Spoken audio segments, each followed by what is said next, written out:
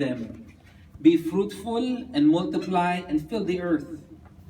The fear of you and the terror of you shall be on every beast of the earth and every birds of the sky, with everything that creeps on the ground and all the fish of the sea. Into your hands they are given. Every moving thing that is alive shall be food for you. I give all to you, as I have given the green plants. Only you shall not eat flesh with its life, that is its blood. Surely I will require your lifeblood. From every beast I will require it. And from every man and from every man's brother I will require the life of man. Whoever sheds man's blood, his blood shall be shed. For in the image of God he made them. As for you, be fruitful and multiply. Populate the earth abundantly and multiply in it." Today's message is entitled "Protecting and Promulgating the Image Bearer of God." You know, if ever you go around, I remember one time, me, my son, and Rowie, we went on a vacation, mini vacation, in Cebu last year. And when we went to Cebu, we stayed at the Shangri-La Hotel. I noticed something. There were people in our floor. There were security. And I asked, what's up? Why are you here? And they asked me, excuse me, are you Mr. Cordon? You know my name. Yes, why? Why do you ask? Oh, no, we know. So who's here? This is my room. The next room is President Duterte. And it was, what? And there were a lot of security guards. And I said, really? Yes. That would be his room. And there would be a Korean. And they would know everybody on the floor. Apparently, in that floor, we were only 3 guests, excluding the president. And I found it very interesting. And the other rooms were occupied by securities of Duterte. And they would be walking back and forth and back and forth. And what they were doing is that they were protecting. They wanted to protect the president. Even before he arrived. I remember one time I happened to be in Rome, stayed in this hotel, and I was told that, the hotel had 2 wings. We were in one wing, all the guests, and the other wing was all vacant. Somebody rented the whole wing. It happened to be Bill Gates. And for security reasons, he apparently, when he goes to a hotel, he rents the whole wing. And he did not even sleep. He went there just to change clothes, but he rented the whole wing. Apparently, it's part of the security detail of the richest man in the world, right? Why? They wanted to protect an asset. They wanted to ensure that there will be no harm or damage. You don't see that in me. I don't have any security. I'm nobody. Right? But if you see a lot of people with a lot of security, chances are, they value their life. They want it protected for certain reasons. And chances are, it's because that kid, if it's a kid, will inherit a lot. Or that man is worth gazillions of money. And it needs to be protected for a purpose. In our passage today, we see that. We see God protecting man. It says in verse 1, "And God blessed Noah, and his sons said to them, Be fruitful and multiply and fill the earth." Be fruitful and multiply. That's a statement that was mentioned already in Genesis chapter 1. And this is the second time it mentioned it in Genesis chapter 1, so that we get the context of this statement, be fruitful and multiply and fill the earth. In Genesis chapter 1, when it was first mentioned, verse 28, it says, verse 26, it says, then God said, let us make man in our image, and in our likeness let them have dominion over the fish of the sea, over the birds of the heavens, over the livestock, over all the earth, and over every creeping thing that creeps on the earth. Verse 27, so God created man in his own image. In the image of God he created him, male and female he created them. And God blessed them and said to them, be fruitful and multiply and fill the earth and subdue it, and have dominion over the fish of the seas and over the birds of the heavens, over every living thing that moves on the earth. And God said, behold, I have given you every plant bearing seed that is on the face of the earth.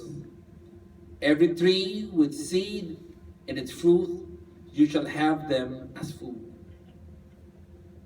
That is the context of be fruitful and multiply.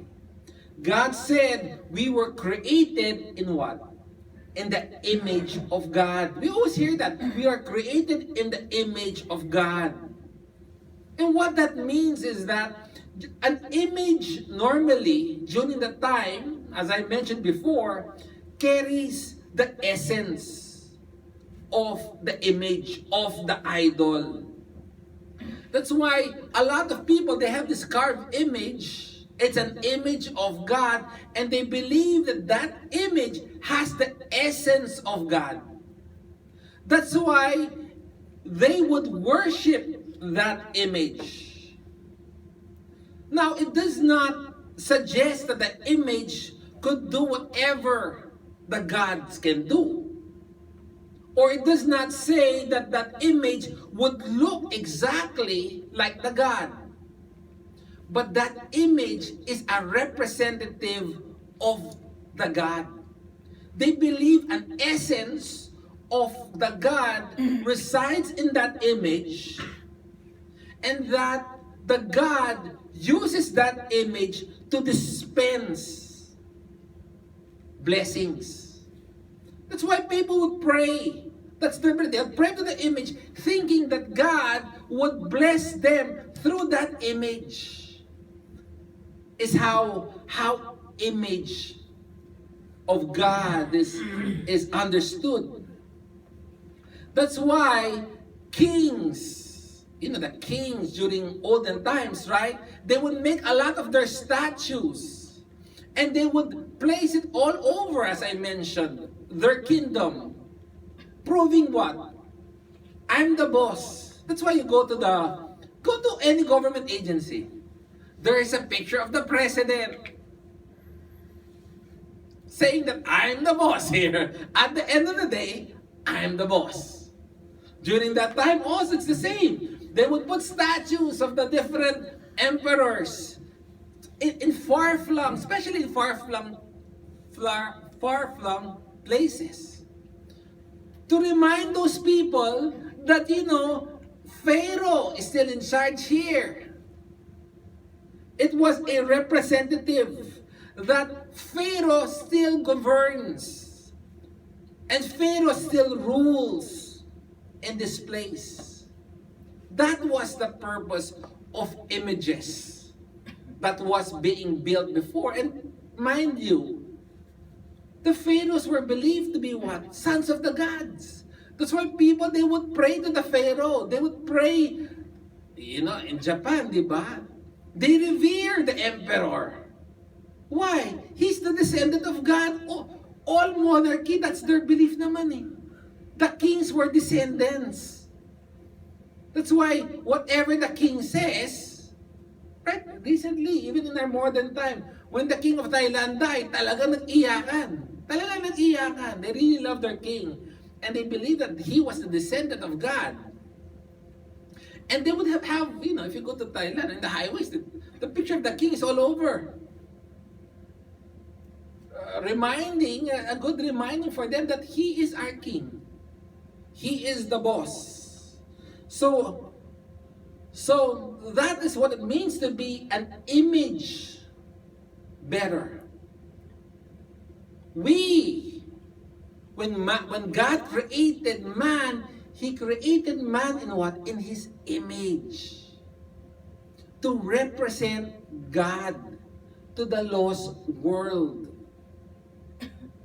That is the idea there. When we are said to be made in the image of God, we are the representative of God. So we are made in His image and in His what? Likeness. You know, some people, and I don't know if you agree or not agree, if my son, when he was small, di ba, they'll say, oh, kamukha ng tatay, or kamukha ng nanay. Right? He's like his father. And as the kid would grow up, there will be certain mannerisms that the kid will manifest. Daughters would manifest the same attributes probably of the mom. The more the kid would grow up, the more he would act like his father, like her mother. That is created in the image and likeness. We have the potential in becoming like God in the commutable attributes. There are attributes of God that is only for God. He's omnipresent, omniscient, right? That is uncommutable. But the commutable attributes of God is that He is loving, He is kind, He is patient. So what God, you don't see a pig becoming more patient, more kind. No, it's only attributed to human beings. That human beings being representative of God here on earth can emulate the characters of God in their life. And as they grow spiritually in their Christian walk, they become more patient. They become more kind. They become more giving. They become more understanding. They become more selfless. They think more about others than themselves. We have the potential to act like God in that manner. We were created in the image and likeness of God in order that the lost world around us may know who God is. That is the context of this. Be fruitful and multiply. I mean, that's the reason why my life, your life has value. The only reason that our life is not a life of a pig is because we are image bearers of God. That's why every human being, as they say, needs a decent burial. I remember even our pet when we were kids, right? If our dog dies, we give him a decent burial. We cry, we dig a hole, right? And we bury the But really, it's not necessary. It's not necessary. But every human being requires a decent burial simply because he's an image bearer of God. That's where it finds its purpose. And it is in that context, because we are image bearers of God, wherein the lost world will understand and experience God. God tells man, therefore, be my image bearers, go forth, be fruitful, and multiply. The more you are, the better for me. Because more people will understand who I am. More people will see my goodness. More people will understand my kindness. And that holds true for you and me today. In this room, no matter how young or how old you are not exempted. You are totally not exempted to be an image bearer of God to the world. So here in verse 1, God said, "And God blessed Noah and his son and said to them," during that time, to have kids is considered to be a gift from God. And no person during ancient time would forego that opportunity. The blessings that God gives to Adam and Eve is that bear kids. That is a blessing.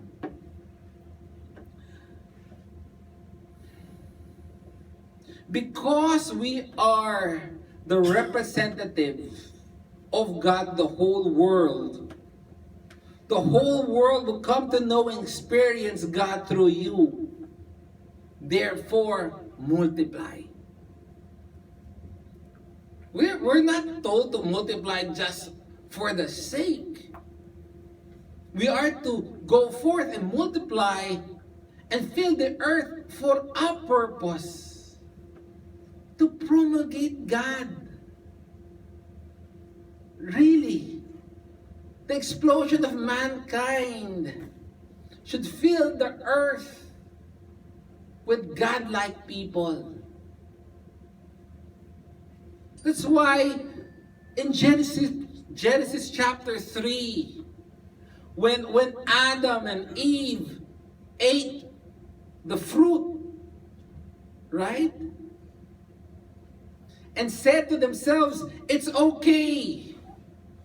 It's okay, God. You don't need to tell me what's good and bad. I can decide it." The tree of the knowledge of good and evil, when they ate that fruit, what Adam and Eve is saying, "Lord, don't tell me what's good and evil. I'll decide that for myself. I want to be my God. You can't dictate on me." Despite the sin in Genesis chapter 3, the blessing still continued. The mandate persists. Now, despite the flood that just happened, the flood that lasted a year and 11 days, despite that, the blessing still marches on. God right now is giving mankind a new start. It's giving humanity a clean slate. During that time, people believed that having a lot of kids is really a curse. And that the gods would ensure that there would be no multiplications of mankind. But here, God said, no. You are to multiply. You are to be fruitful. You are to fill the earth. And as we saw last week, Noah was stepping out of the ark after a year and 11 days. And as they stepped out the ark, the world was not the same. The world was different. When they stepped in the ark, remember? The whole earth was filled. And I said, it is estimated to be about 11 billion. More than our population right now. So when they stepped in the ark, there were swarms of people around. Mind you, they were concentrated in a specific area. It was only after Genesis chapter 11 and Tower of Babel that they were scattered. Right? They were, when they stepped out of the ark, there were no swarming mankind that were moving around. The forest, yes, there were trees, yes, there were grass, but it was not lush. It was really, in my view, full of skeletons around, of all the 11 billion people. And there we saw last week, Noah building an altar, a huge altar, because he wanted to make a very lavish sacrifice, thanking God. And he sacrificed not only one animal, but every clean animal and every clean bird.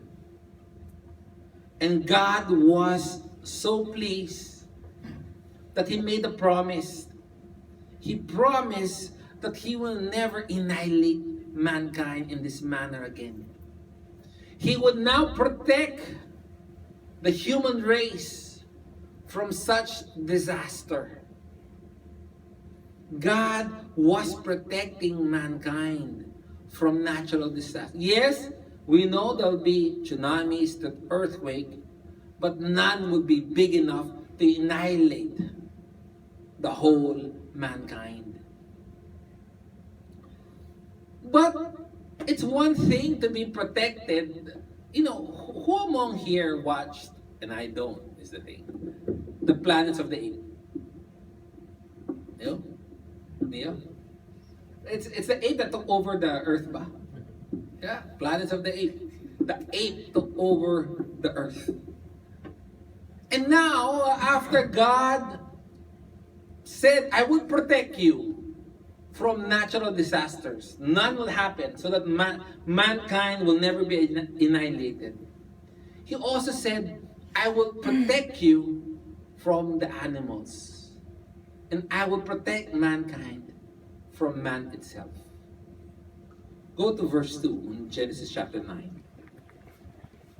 Verse 2 says, as we continue, the fear of you and the terror of you will be on every beast of the earth and every birds of the sky, with everything that creeps on the ground, and all the fish of the sea.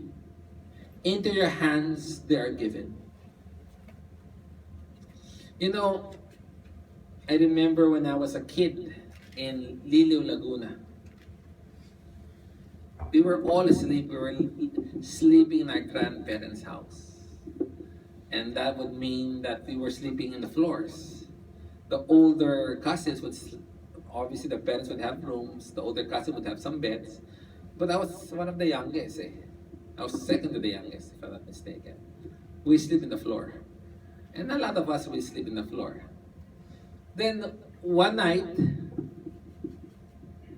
you know, a lot of our cousins, I think including myself, we saw a shadow moving.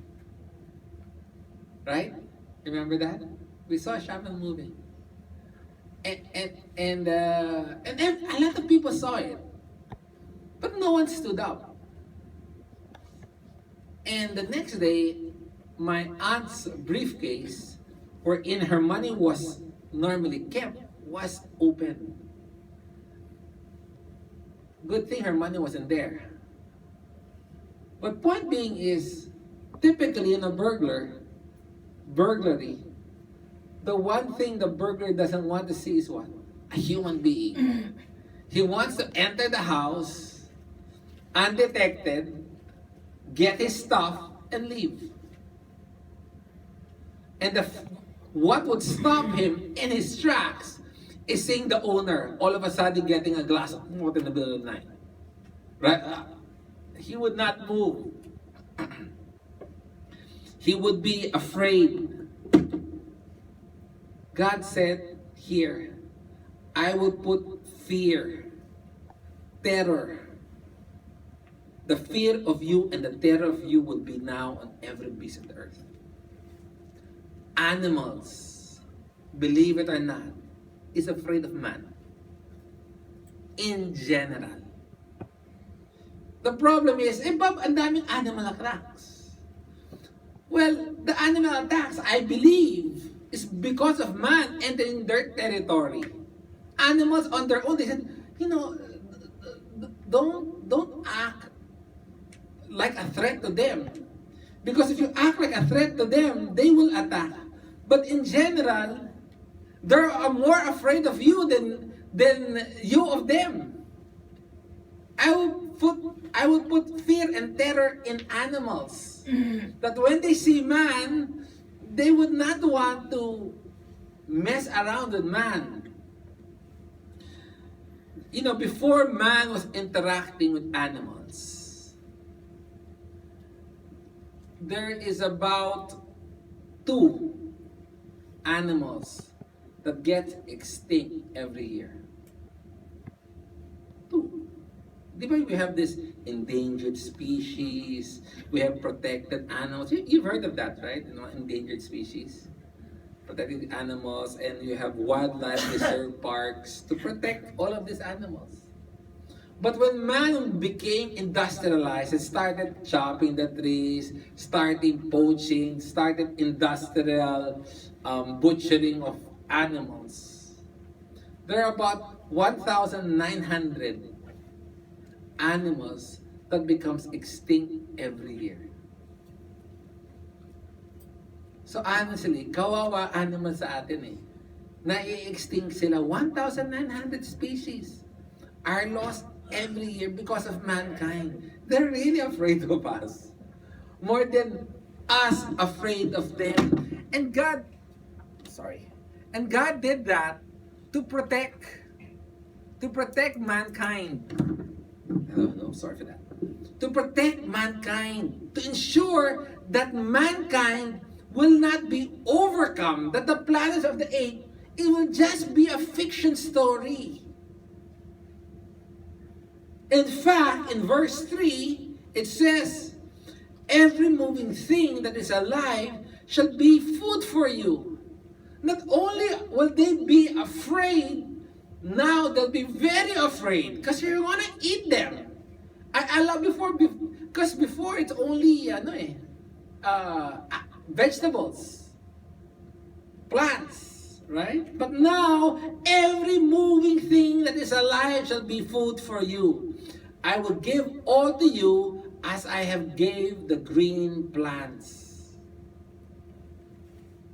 We see how generous God is. He says, every moving thing.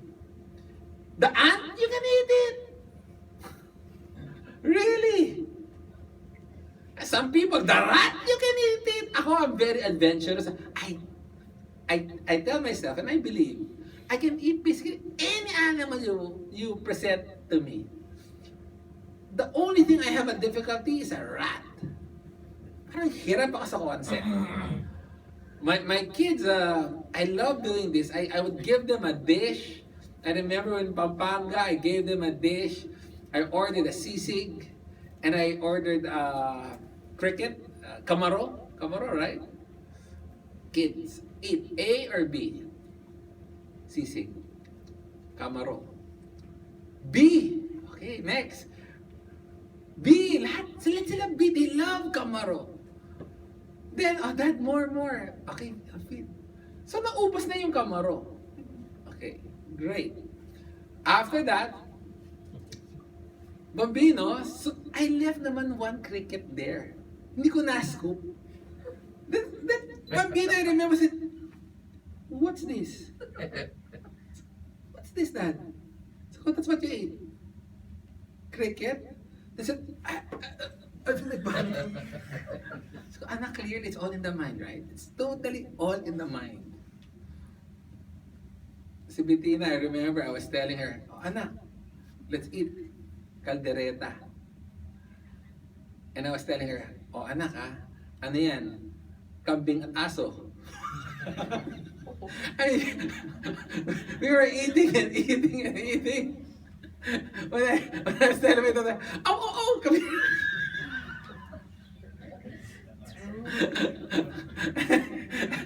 And Bettina, all of a sudden, She had a hard time continuing, but sabi niya, that's good. Great, right? I mean, that's how good God is. Even in Adam and Eve, he said, you can eat of every fruit. In the Garden of Eden, you can eat every fruit except one. The fruit of the knowledge of good and evil. Here again, we see the generosity of God. Sabi nga nila Adam and Eve would not have sinned if Adam and Eve were Chinese. Yeah. They would have eaten the snake. They would have 3 ways plus soup. But here, you can eat anything, God said, and He's that generous. Bettina also came from Africa 2 years ago, and she told me, Dad, I ate everything. About 20 different animals. That with the horn here, the horn here, the horn here. All the horns. And he said, Dad, it was really good. Good for you. Good for you. You're biblical. You can eat anything that moves. So later we'll have lizards for dessert. At that time kasi, before God gave this mandate, man kept animals not for their meat. Man kept animals for their milk. For their milk, for their hair, for their wool. It was, they don't keep animals for their meat. Just for their milk lang and for their wool. But now God said, no. You can even eat them. But there's only one requirement. As much as in Eden, there was only one requirement, right? You can eat of everything except this tree. Here you can eat all animals. Only, in verse 4, you shall not eat flesh with its life, that is, its blood. Man, I used to feel bad because I like my steak medium rare. More on the rare. I don't know with you guys, who likes medium rare steak? I like, no? You like well done? Biblical. It's a biblical group, ha? Ako, I like medium rare. More on the rare pa nga. Medium rare, more on the rare, please. But what does this mean? Well, it does not mean that, because technically, no matter how well done that is, there's still blood there in the meat. So what it tells us here, because it says here, only you should not eat flesh with its life. That is its blood. Meaning, you should ensure that the animal is dead. That's only the meaning there. That the animal should be dead. And to prove that the animal is dead, what they do at that time is they drain the blood. And when they drain the blood, what they do with the blood is as they drain it, the lifeblood, they throw it in the soil. And by doing that, they give homage to God.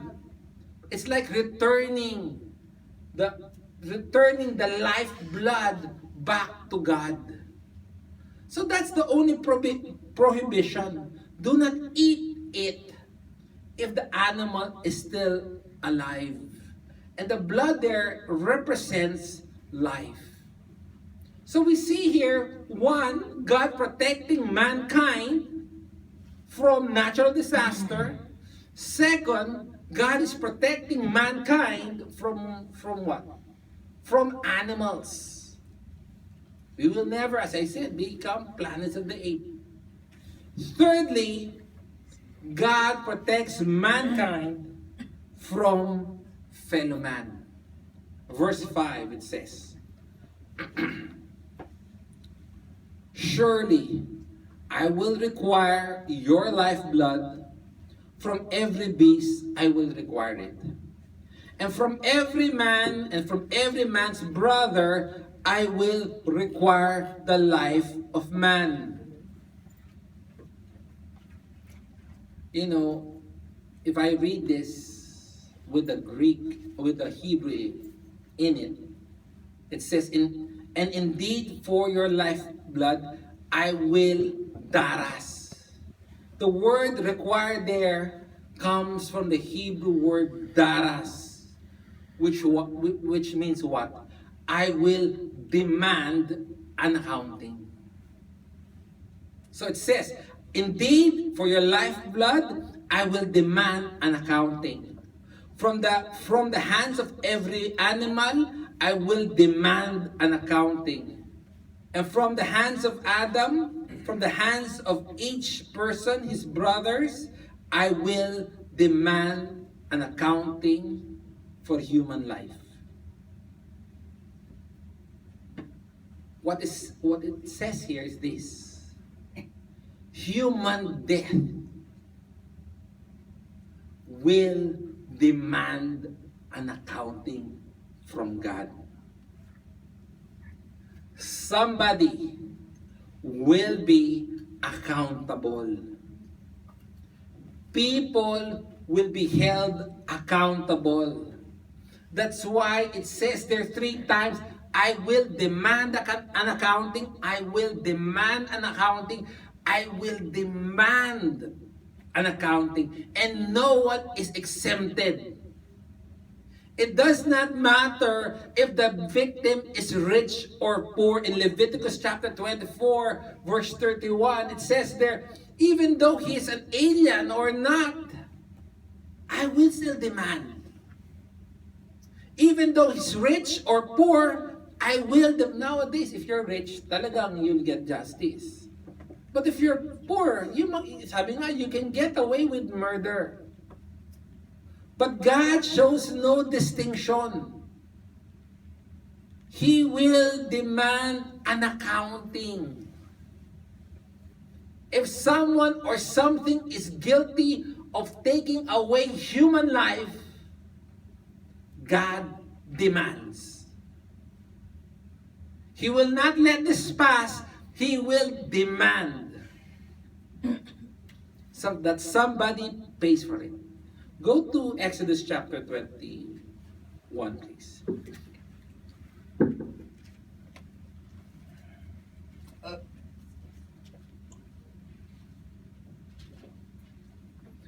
Exodus chapter 21, verse 28 says, if an ox gores a man or a woman to death, the ox shall be stoned, and its flesh shall remain not eaten. But the owner of the ox shall go unpunished. If, however, verse 29, an ox was previously in the habit of goring, and its owner has been warned, yet he does not confine it and kills a man or a woman, the ox shall be stoned, and its owner also shall be put to death.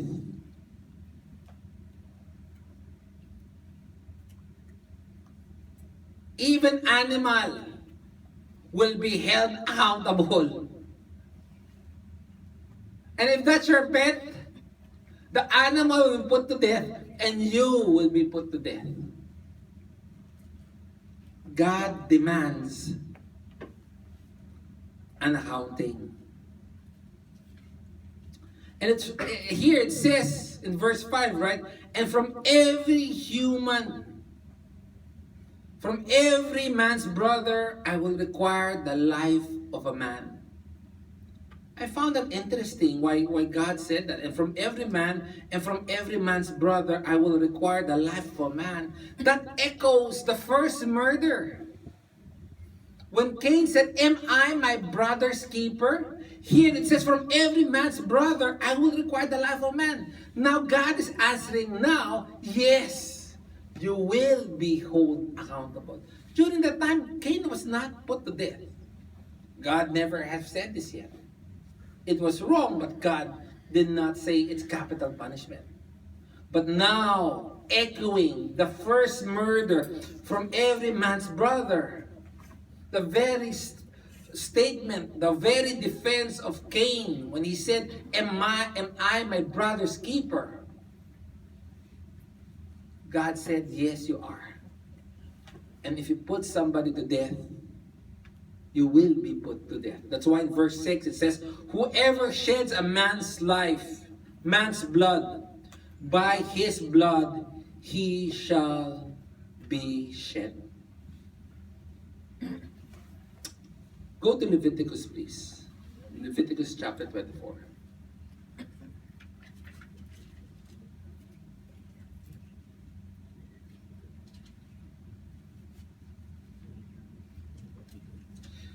Leviticus 24:17 says, if a man takes the life of any human being, he shall surely be put to death.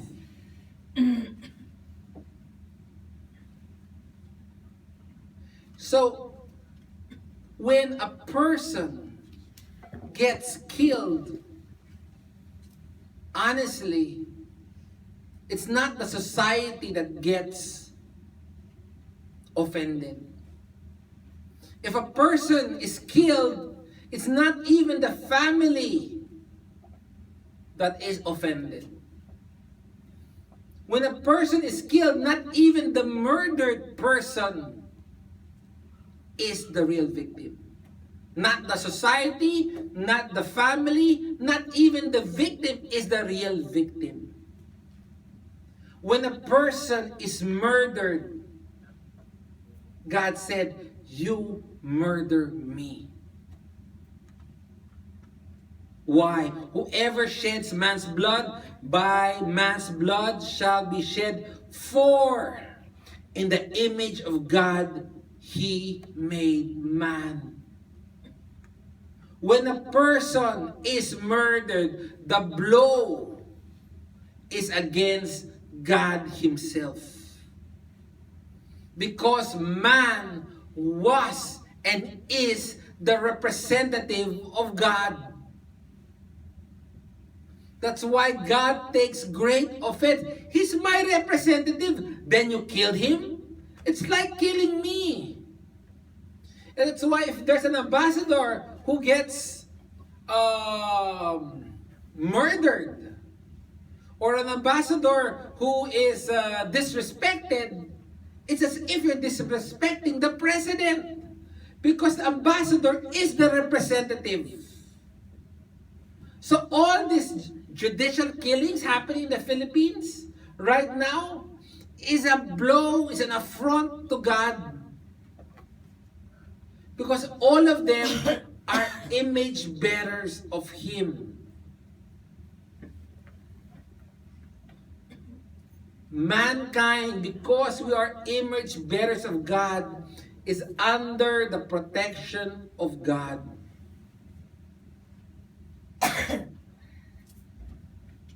And if anyone murders a representative of God, God takes the offense personally and says, I demand an accounting. Nasaan si Luis? Sir, wala na, patay na. I demand an accounting for that. Somebody has to pay with his life. Nasaan si Pedro? Sir, patay na. Oh, I demand an accounting. Now, what does God do? God puts man as the agent for collecting the account. Accountability to God for the preservation of human life is put in humanity's hands. During that time, if a person is killed, there's what they call blood vengeance. If my son is killed, there is what they call blood vengeance. It's the family's responsibility now to take vengeance for the life that was lost. Diba, it still happens in the Muslim, di ba? Busa ng lahi. Pinatay mo ang akin. Gangs right now in America or in the Philippines. If you kill one of them, they take it against the whole gang, and the other gang will try to kill another gang member. That's That's what they call blood vengeance. And that was prevalent during the time of Israel. Nowadays, it's called what? Capital punishment. It takes out the responsibility of vengeance from the family and now puts it where? To the government. An eye for an eye, a tooth for a tooth. In fact, if you murder, so I'm against abortion. And the Bible is clear on that too. Even if you put an unborn child's life to death, God demands an accounting. Go to Exodus 21, please.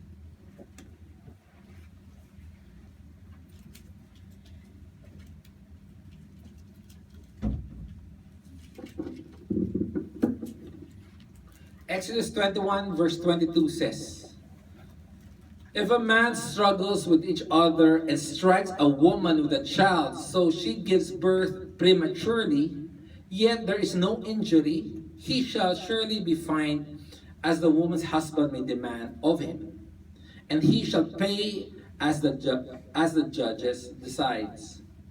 But if there is any further injury, then you shall appoint as a penalty life for life, eye for eye, tooth for tooth, hand for hand, foot for foot, burn for burn, wound for wound, bruise for bruise. If you hurt a woman and the child dies, God demands an accounting for that unborn child. So capital punishment is not there to minimize the value of life. Capital punishment is there as society's expression of God's wrath upon anyone who would profane the image bearers of God. Capital punishment is not to cheapen the life of man. It is to show the importance of who God is. That his image bearer is protected by God. And people should respect that. That's why in Romans chapter 13, please go to Romans chapter 13.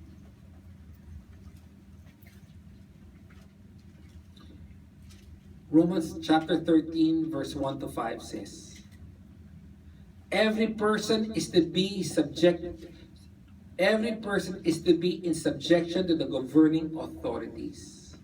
For there is no authority except from God, and those which exist are established by God. Therefore, whoever resists has opposed the ordinance of God, and they who have opposed will receive condemnation upon themselves. Verse 3. For rulers are not a cause of fear for good behavior, but for evil. Do you want to have no fear of authority? Do what is good, and you will have praise from the same. For if the minister of God to you for good, but if you do what is evil, be afraid, for it does not bear the sword for nothing. For if it is a minister of God, an avenger who brings wrath on the one who practices evil, therefore it is necessary to be in subjection, not only because of wrath, but also because of conscience sake.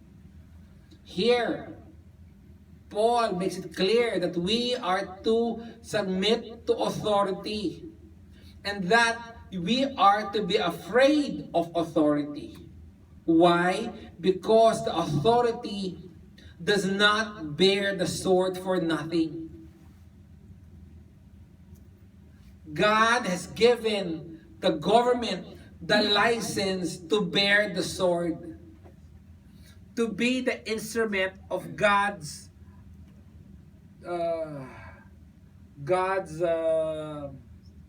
system to impose judgment. In verse 5, when it says, therefore it is necessary to be in subjection not only because of wrath. What that means is that, obey the government. Why? Because they can and they will punish you. But also for conscience sake, it also says, not only you are to obey the government because they can punish you, but obey the government for conscience sake, knowing behind every government is God Himself.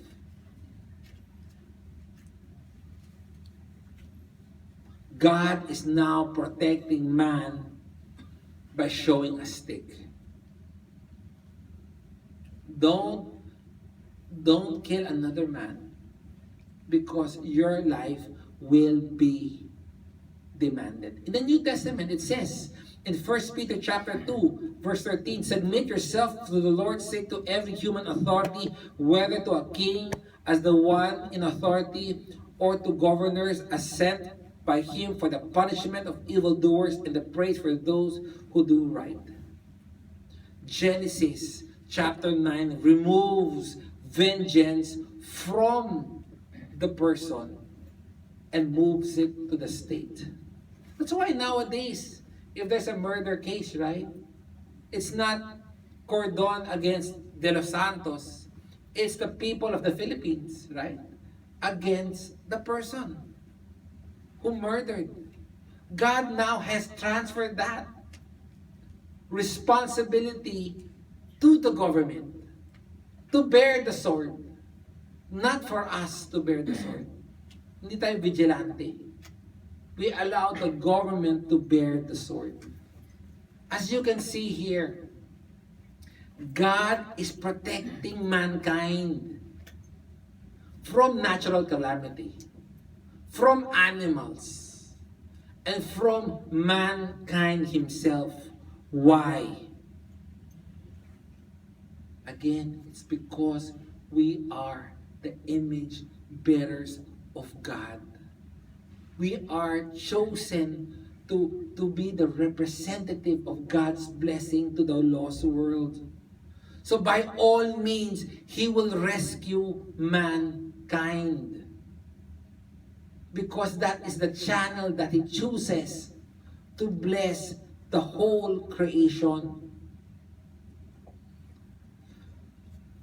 The protection that God gives to mankind here that we saw is what? Physical protection. But I saw that for us, children of God, He gives us higher protection. Go to 2 Corinthians, please. 2 Corinthians chapter 4.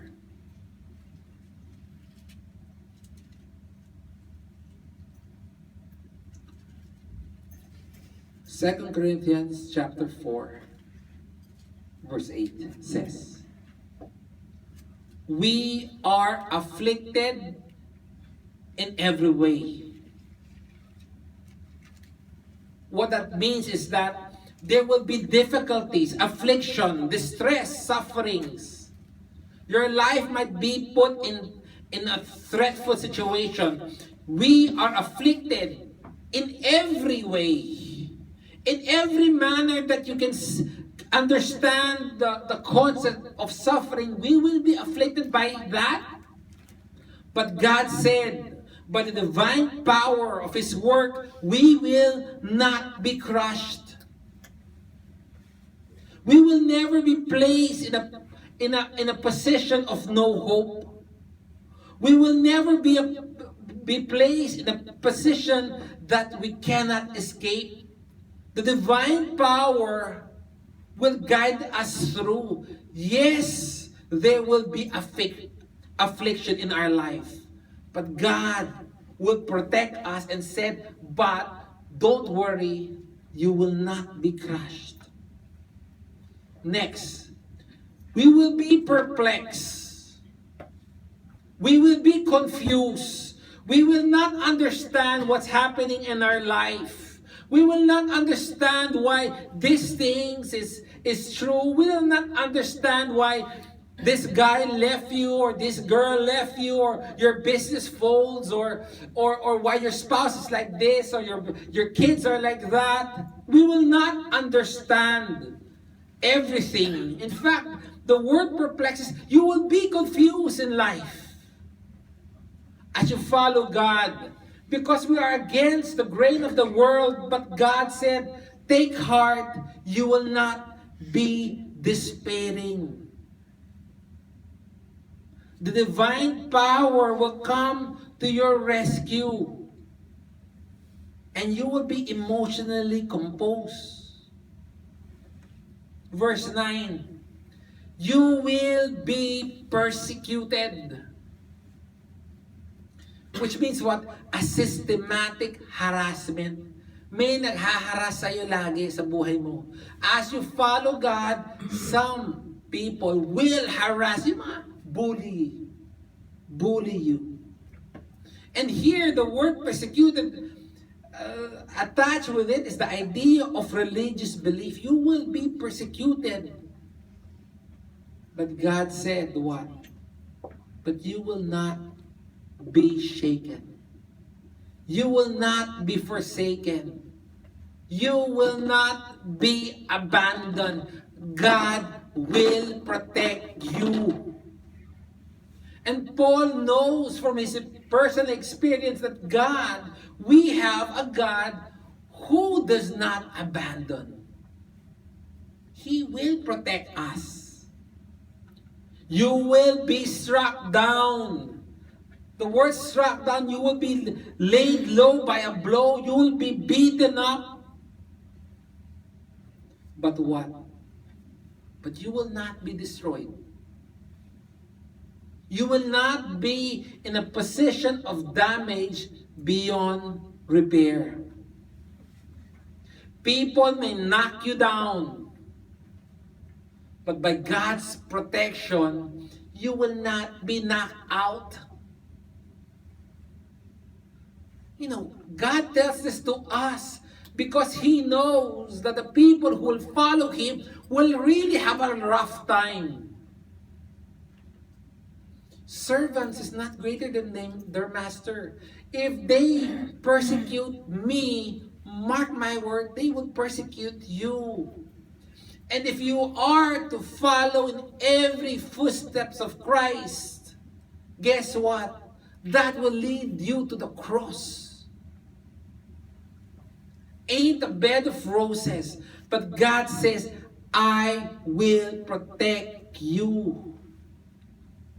There will be times wherein your problem seems unsolvable.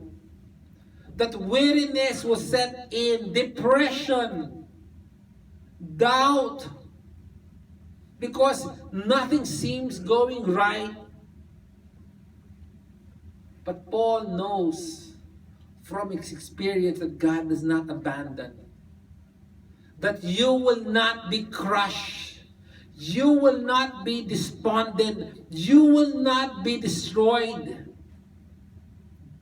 That God will sustain and preserve and protect His children. Psalm 46 says, God is our refuge. God is our strength, a very present help in times of trouble. Therefore, we will not fear. Though the earth should change, though the mountains slip into the hearts of the sea, though its waters roar and foam, though the mountains quake as the swelling pride.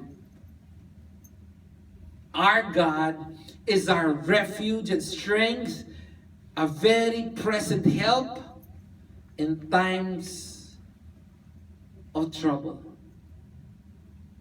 And as the world pressures you, as the world crushes you, as the world puts a heavy load in your life, yes, there might be cracks in the vase. Because there will be scars. But mark my word, you will still be intact. Like a vase with many cracks, you will not crumble. Is what God does not, as I mentioned, God doesn't promise us an easy life. We'll be bruised, we'll be beaten down, we'll have a lot of cracks in our life, but we will be intact. Genesis 9 verse 10 says, oh no, in verse 10 on and I read, always caring about in the body the dying of Jesus, so that the life of Jesus always may be manifest in our body. What does that mean? The cracks in our life brought about by the pressures and trials and the blows that comes our way is meant for what? Is meant for the light inside our life to shine through. Christ is in our life. If you put a bulb, a candle inside a vase or a vase, you wouldn't know there's a candle there. But if cracks forms, it is in that crack that the light will shine through. Those cracks in your life, that the scars that you have in your life because of the traumas of your past, the mistakes that you have done, are meant to be used by God so that His light in your life will shine through it. If Paul was Superman and he can speed faster than a bullet and jump, over high buildings, then the gospel will not sound true. His weakness mixed in with the power of God is the message of the cross. Our weakness in saving ourselves and the power of God to save us through Christ Jesus on the cross is the gospel. Christ crucified is not only the message, it is the model. Paul was a suffering apostle. We should be suffering servants, serving a suffering Messiah. This is to show the world that Christianity is not about a wonderful life. Because it is not. But Christianity is about a faithful life. Faithful despite the pressures, despite the difficulties. It will come our way. It will cause bruises. It will hurt. It will strike us down. But God will protect us. Because He's a faithful God. And He will protect and do everything to protect His image bearers. What a wonderful God. That's why in Genesis 9 verse 7, our last verse, it says, therefore, as for you, be fruitful and multiply. Populate the earth abundantly and multiply in it. I don't know where you are right now in your life. I don't know the scars that you experience. The pain, the struggles, the drought, the broken dreams, the trials, the beatings. All I can say is hold on, hold tight, because God will see you through. You will be struck down, but you will never be crushed. God will keep you intact. But we are to allow the light of Christ to shine through our cracks. Use those cracks in your life to be an instrument to give God the glory. It was meant to be. Use your hurts. Use your pain. Use your trials, sufferings, failure, tragedies, and disappointments. Use all of those cracks to allow, the more cracks you have, the more light that can shine out of you. Remember, God says, God causes all things to work for His good. For those who love God. And may this be the godly heritage that we will pass on to the next generation as we continue to be fruitful and multiply. 2 Corinthians 4:15 says, "For all these things are done for your sake." These things is all this persecution is done for the sake of the brethren, so that as God's remarkable undeserved grace reaches more and more people, it may increase thanksgiving to the glory of our great God. That is the purpose. That is the purpose of multiplying, not for the sake. The purpose of our multiplication is to pronounce to the whole world who our God is. And we can shine brightest when we use the cracks that God has brought in our life to bring Him the glory. That says the Lord.